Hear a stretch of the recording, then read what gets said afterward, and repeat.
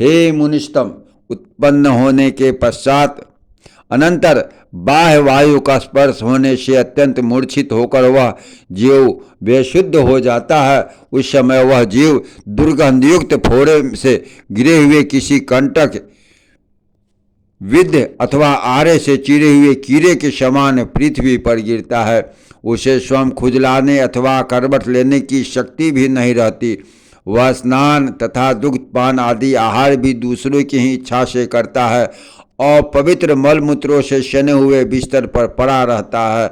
उस समय कीड़े और डांस आदि उसे काटते हैं, तथापि उन्हें दूर करने में भी सामर्थ्य नहीं होता। इस प्रकार जन्म के समय और उसके अनंतर बाल्यावस्था में जीव आदि भौतिक आदि अनेकों दुख भोगता है।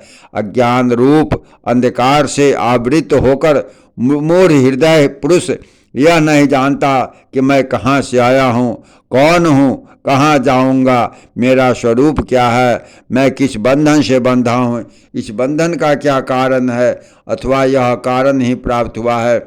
मुझे क्या करना चाहिए, क्या न करना चाहिए, तथा क्या करना चाहिए, क्या न करना चाहिए, धर्म क्या है, अधर्म क्या है, किस अवस्था में मुझे किस प्रकार रहना चाहिए, क्या कर्तव्य है, क्या अकर्तव्य है, अथवा क्या गुणमय और क्या दोषमय है। इस प्रकार पशु के समान विवेक शून्य शिष्णोदर परायण पुरुष अज्ञान जनित महान दुख भोगते हैं। हे ब्राह्मण, अज्ञान तामसिक भाव विकार है, अतः ज्ञानी पुरुषों की तामसिक कर्मों के आरंभ में प्रवृत्ति होती है। इससे वैदिक कर्मों का लोप हो जाता है।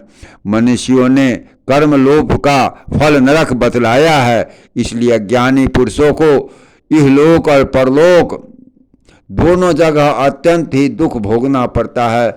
शरीर के जरा जर्जरित हो जाने पर पुरुष के अंग प्रत्यंग शिथिल हो जाते हैं, उसके दांत पुराने होकर उखड़ जाते हैं, शरीर झुर्रियाँ और नस नाड़ियों में आवृत हो जाता है, उसकी दृष्टि दूरस्थ विषय के ग्रहण करने में असमर्थ हो जाती है, नेत्रों के तारे गोलकों में फूल जाते हैं, नासिका के रंध्रों से बहुत से रोम बाहर निकल आते हैं और शरीर कांपने लगता है, उसकी समस्त हड्डियां दिखाई देने लगती है, मेरुदंड झुक जाता है, जठराग्नि के मंद पड़ जाने से उसके आहार और पुरुषार्थ कम हो जाते हैं।